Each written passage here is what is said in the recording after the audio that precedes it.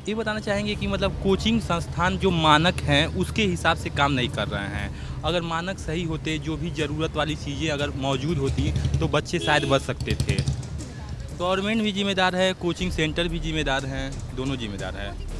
जैसे coaching centre हम तो कहेंगे मतलब ज़्यादातर ज़िम्मेदारी तो कोचिंग सेंटर की ही है, फ़ीस वही ले रहे हैं तो उनको भी तो सुरक्षा मतलब मुहैया करानी चाहिए। यही हमारे युवा हैं, इसी का फ़ायदा हमारे चाहे वो पॉलिटिकल पार्टियां हों, चाहे प्रशासन हो, हर लोग उठाता है। क्योंकि युवा मतलब अपने आप में एक वायु होता है, जोश होता है, जुनून होता है। तो कहीं न कहीं क्या इस तरीके से एक-एक क्लास में 600 हज़ार भर के लोगों को, छात्रों को मारने के लिए भरी जाती है? कुछ भी बदलाव नहीं हुआ है। वो सिलेंडर से कुछ नहीं होता मैडम।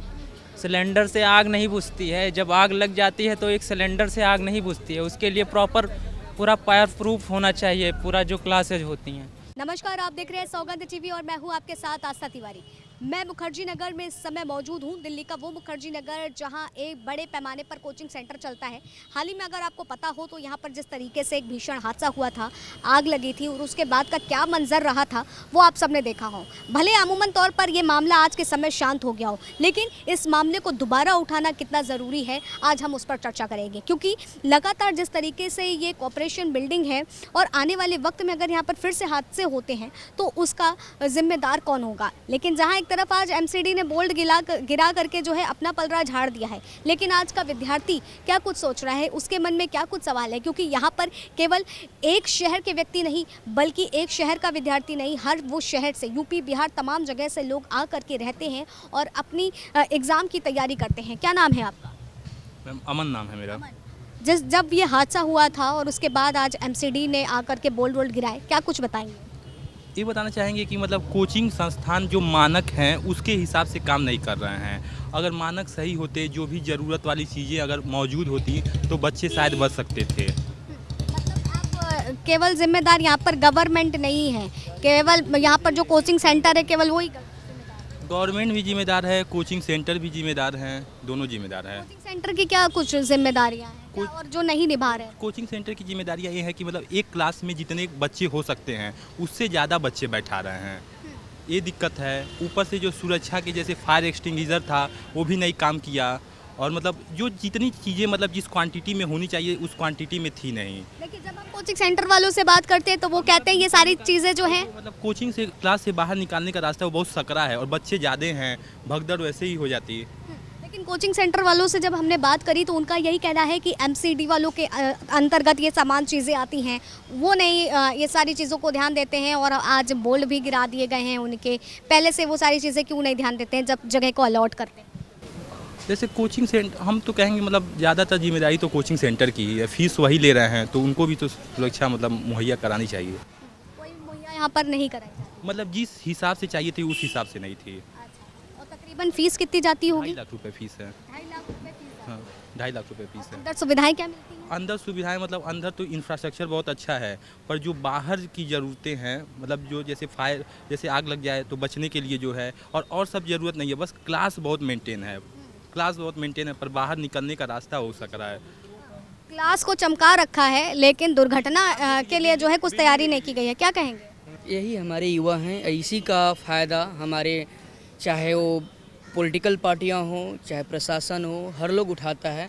क्योंकि युवा मतलब अपने आप में एक वायु होता है, जोश होता है, जुनून होता है। युवा अपने आप में एक वर्ग होता है। क्योंकि जैसे गए हैं उसी पर पहले बात कर लो, फिर आपके सवालों का जवाब दे दूंगा। क्योंकि युवा को हमें ये मैसेज देना है।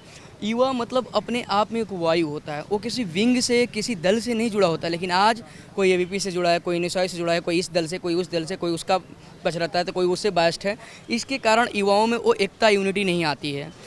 वो थोड़ा मोबिलाइज होगा 100-200, जैसे उस दिन के 200-250 आए थे हमारे साथ, फिर वो किसी विंग में बदल गए।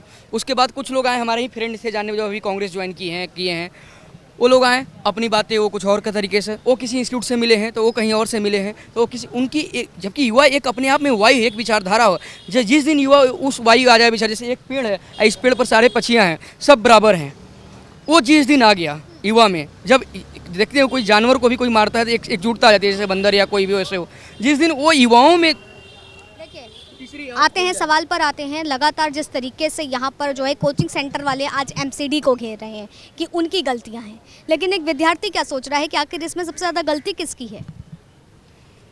ये बताइए, कोचिंग वाले एमसीडी वालों को बोलेंगे, एमसीडी वाले कोचिंग वालों को बोलेंगे, वो बोलेंगे एनओसी हमको गए थे लेने, फिर वहाँ सेटलमेंट जैसे भी किए। लेकिन असली लास्ट में भुक्तभोगी कौन है? हम प्रवासी छात्र, कोई बिहार, यूपी, झारखंड, मध्य प्रदेश, कहाँ से दूर दूर से लोग यहाँ आते हैं, अपने कोई गहने बेचकर, जेवर बेचकर, कोई खेत बेचकर, घर बेचकर, कोई लोन लेकर। सभी बच्चे अच्छे घर से नहीं होते हैं, सब लोअर मिडिल फैमिली से होते हैं। वो यहाँ पढ़ने के लिए आते हैं, 2.5 लाख 3 लाख फी देते हैं, अंदर चमका देते हो, बाहर से बड़े बड़े बैनर लगा देते हो, एक टॉप किया 10 जगह दिखाते हो और लोगों को सपने दिखाकर बुलाते हो, और अंदर जैसे कबूतर का पिंजड़ा होता है अंदर भर, जहाँ सांस भी नहीं ले सकते हैं। और ऐसी घटनाएं होती है तो हालात सामने दिखा है।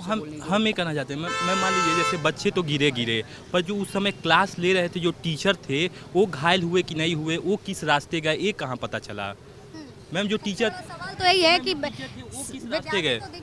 मैम वो शिक्षक कहाँ दिखे? मैम वो टीचर किस रास्ते गए? अगर वो सेफ रास्ते निकल गए तो उसी वही रास्ता बच्चों को भी बताना चाहिए था, बच्चे भी उस रास्ते निकल जाते। सवाल और है, इन्हीं से जुड़ा हुआ है कि ये बताइए, जो बाहर के जितने भयावह हम तस्वीर देख रहे हैं, जैसे वो कोई भी कितना भी बाहुबली हो, 100 से 5 मंजिला से तो उतरेगा नहीं, रस्सी पकड़ के या कूदने की कोशिश नहीं करेगा। जब हम देख रहे हैं अंदर की लोग जल रहे हैं, जल के मर रहे हैं, या सोफिस्टिकेटेड हो रहे हैं, या उमस से धुएं से मर रहे हैं, तब हमारा लास्ट ऑप्शन बचा है कूदने के लिए, उतरने के लिए, तो रस्सी पकड़ के उतर रहे हैं। कोई गिर रहा है, कितना डेंजर तरीके से देखने के बाद आप कोई भी देख रहा है तो उसका एकदम अंदर से झकझोर दे रहा है। उस हालात में अब सोचिए कि अंदर कुछ ना कुछ गड़बड़ हो रहा था, कैजुअलिटी, तभी तो लोग कूदना लास्ट में स्टार्ट किए। ये तो फैक्ट है, रियलिटी है। तो आखिर में जो टीचर थे, जैसा उन्होंने बोला था, वो किधर से निकले, उनका भी कुछ नहीं दिख रहा है, कुछ नहीं पता चल रहा है। तो कहीं ना कहीं क्या इस तरीके से एक एक क्लास में 600 1000 भर के लोगों को, छात्रों को मारने के लिए भरी जाती है? इस पर क्या रिस्पॉन्सिबिलिटी इंस्टीट्यूट्स वालों का, सरकार का, एमसीडी का, जो भी हो, XYZ, ये नहीं होना चाहिए? अकाउंटेबिलिटी होना चाहिए, बल्कि ये जवाबदेही है कि नहीं, इनकी नैतिक जिम्मेदारी है कि नहीं? नैतिक पढ़ाते हैं, एथिक्स पेपर 4 पढ़ाते हैं, एथिक्स एंड इंटीग्रिटी पढ़ाया जाता है दिन भर बच्चों को। चाहे बड़े बड़े जितने भी टीचर हैं, जितने भी कोचिंग वाले, एक भी आकर यहाँ पर मीडिया के सामने, चाहे कुछ नहीं, तुम्हारे पास टाइम नहीं, तुम बड़ी व्यस्त हो, तुम मोबाइल में 2 मिनट का एक वीडियो बना के वायरल कर देते। सबका चैनल है, सारे इंस्टीट्यूट्स वालों का, कि भैया सारे छात्र सही हैं, हम सभी छात्रों के साथ हैं, पढ़ाई करो, ये घटना थी, दुर्घटना थी, घट गई, आगे से हम ध्यान देंगे। देखिए, बिल्कुल इनका कहना है नैतिकता तो पढ़ाया जाता है पाठ, लेकिन नैतिकता पर कितनी असल तस्वीरें हैं वो सामने आई। कुछ बताएंगे? देखो ना मैडम, जब उस दिन एक्सीडेंट हुआ था मैं वहीं पे मौजूद था, मेरे सामने की घटना है। हमको ये हमारे फ्लैटमेट उन्होंने हमको फ़ोन कर बोला यहाँ पे एक्सीडेंट हुआ है। तो यहाँ पे लोग ना, मतलब ऊपर से नीचे की तरफ गिरते हुए आते, मेरे पैर में भी चोट लगी, उसका निशान है।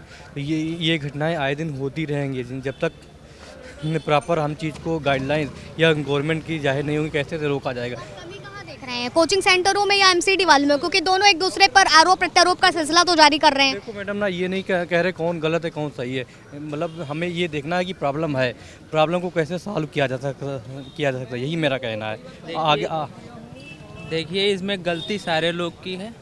सूरत में जब आग की घटना हुई थी, इतने सारे लोग उसमें मारे गए थे, तब से गवर्नमेंट की गाइडलाइन है कि जितने भी कोचिंग इंस्टीट्यूट हैं उसमें फायर प्रूफ जो कुछ भी सुविधा होनी चाहिए वो होनी चाहिए।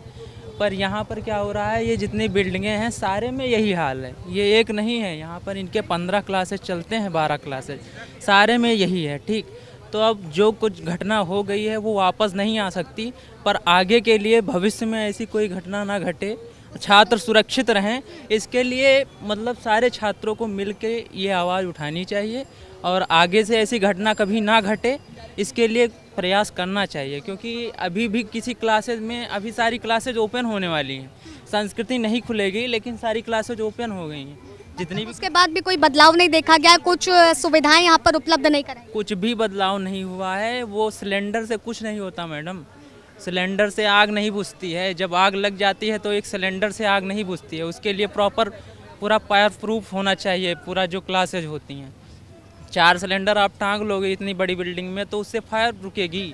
तो अब यही है, जो हो गया घटना वो वापस तो नहीं आ सकती। अल्टरनेट रास्ता भी होना चाहिए, जैसे मान लो ऐसे कोई इमरजेंसी घटना है तो व्यक्ति आ सके बाहर, बस यही हम लोगों का कहना है। प्रॉपर जैसे यहाँ पे पीजी में भी व्यवस्था है, बीच में वो बना रखा है लकड़ियों का। तैयारी कर रहे हैं? हम यूपीएससी तैयारी करते यूपीएससी की हैं तैयारी कर लगभग कितना आप यहाँ पर फीस पे करते हैं?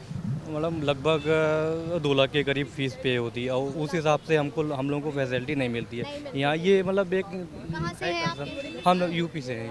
यूपी से कहाँ से? सीतापुर से हैं। सीतापुर से। जी जी यहाँ पर आप पढ़ने के लिए? जी जी जी। तो देखिए यहाँ पर जो विद्यार्थी हैं, केवल मैंने आपको पहले ही इस बात का जिक्र किया था कि हर एक शहर से हर एक राज्य से यहाँ पर व्यक्ति आया है, विद्यार्थी आया है पढ़ने के लिए। हालांकि 2.5-3 लाख रुपए तो उनसे ले लिए जाते हैं, लेकिन फैसिलिटीज़ के मामले में, सुविधाओं के मामले में उनको क्या कुछ दिया जाता है वो तो आपने देखा। और जिस तरीके से हादसे को हुए काफ़ी दिन तो हो चुके हैं, आग यहाँ पर बुझ चुकी है, लेकिन विद्यार्थियों के दिलों में भी वो आग अभी भी धधक रही है कि आखिर आने वाले समय में अगर ऐसी कोई घटना घटित होती है तो उसका जिम्मेदार कौन होगा। क्योंकि एमसीडी और कोचिंग सेंटर वाले तो एक दूसरे पर आरोप और प्रत्यारोप के सिलसिले में जूझे हुए हैं।